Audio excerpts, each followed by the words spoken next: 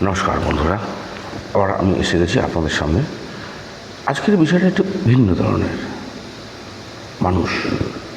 মানুষের দৈনন্দিন জীবনে বাঁচতে গেলে অর্থই সব, অর্থ ছাড়া কিছু হয় না।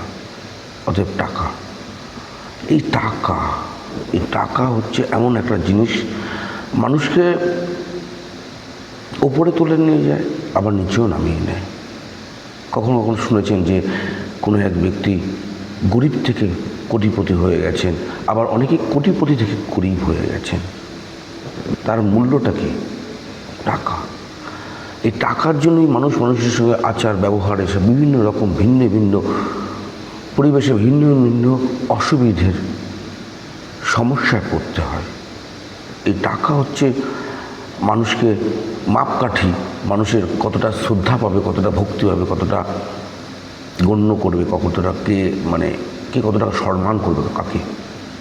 কোনো এক ব্যক্তি, আমরা কখনোই দেখেছি যে কোনো এক ব্যক্তি ধরুন কোথাও লুঙ্গি পরে বাজারে গেলেন, বাজারে গিয়ে দেখলেন যে একটা 500 টাকা দামের কেজি, 500 টাকা কেজি ধরনের বা 1000 টাকা কেজি ধরনের মাছ জিজ্ঞাসা করছে। সে মাছওয়ালা কিন্তু তাকে মাপছে।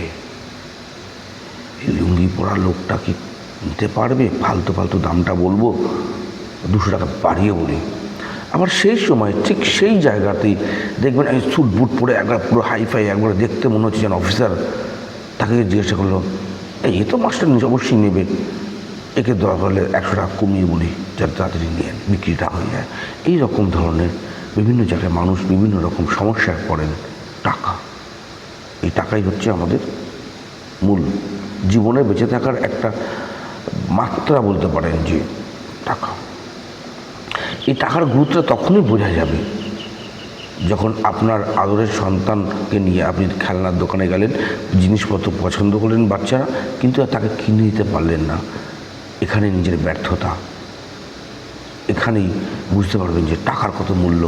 আর যদি আমি বাচ্চাটাকে কিনে দিতে পারতাম, তাহলে আমার বাচ্চাটা কত আনন্দ থাকতো, কতটা হ্যাপি হতো। এখানেও টাকা। আবার এই টাকার গুরুত্ব তখনই বোঝা যাবে যখন কোনো অনুষ্ঠানে গিয়ে দেখবে শুধুমাত্র অর্থনৈতিক ভালো গিফট দিতে পারছেন না, তার জন্য আপনাকে আলাদাভাবে ট্রিটমেন্ট করা হচ্ছে। ট্রিটমেন্ট আপনার সাথে কথা বলা হচ্ছে না, অ্যাভয়েড করা হচ্ছে, কিন্তু আমন্ত্রিত সেই জায়গাতেই অন্য একজন খুব দামি একটা গিফট নিয়ে আসলেন, তাকে আসুন বসুন আদর আপ্যায়নটা দেখবেন ঠিক আলাদা বিপরীত।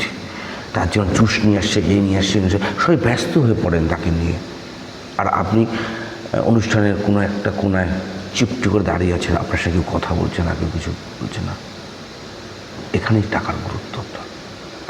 আবার টাকার গুরুত্বটা কখনো বোঝা যায় যখন শ্বশুরবাড়ি গিয়ে দেখবেন অন্যান্য জামাইরা খুব বেশি আদর পাচ্ছেন, আপনাকে যেরকম করা হচ্ছে তার তুলনায়। সেখানেও টাকা। তারা অন্যান্য জামাইরা বেশি শ্বশুর শাশুড়িকে বেশি কিছু দিতে পারছেন, বেশি কিছু আপ্যায়ন করছেন। এইসব হচ্ছে ব্যাপার। আবার টাকার গুরুত্ব তখন হয়ে যায় স্ত্রীর ছোটো ছোটো বায়না, ছোটো ছোটো বায়নাগুলো যেগুলি আপনি পূরণ করতে পারছেন না, সেখানেও আপনি স্ত্রীর কাছে হেরে গেলেন। টাকা সবই, কিন্তু টাকাটা আসবে কোথা থেকে? রোজগার করে। আবার ধরুন রেস্টুরেন্টে গিয়ে খাওয়া দাওয়া করে বিল যে পে করছেন, সেখানে যদি এই টাকা আমাদের সব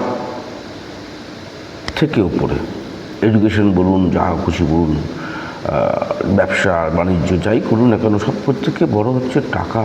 আপনার হাতে যদি টাকা না থাকে, তাহলে আপনার গুরুত্বটা কোথাও পাবেন না।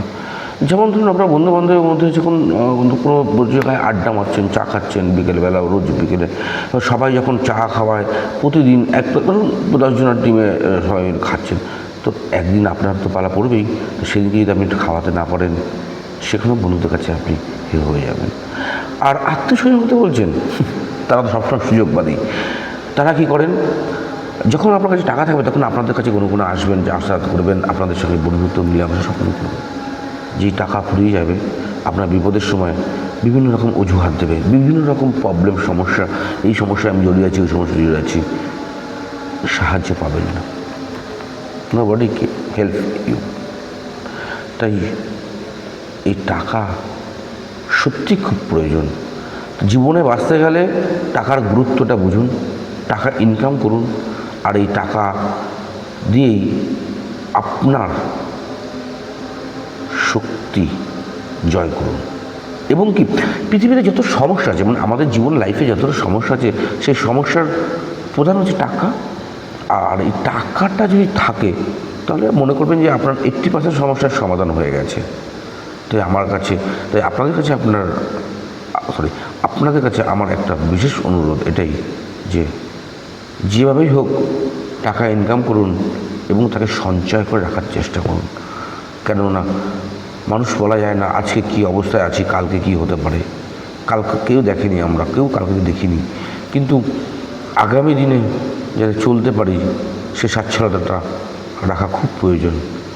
তাই আমার বিনীত অনুরোধ, আপনারা টাকা জমান, টাকা সঞ্চয় করুন এবং কি প্রচুর প্রচুর পরিমাণে টাকা ইনকাম করুন।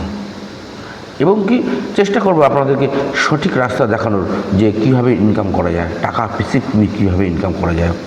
তো যথারীতি আস্তে আস্তে আমি ধাপে ধাপে এগোনোর চেষ্টা করছি আপনাদের কাছে। ধন্যবাদ। আমার চ্যানেলটা সাবস্ক্রাইব করুন, লাইক করুন এবং শেয়ার করুন।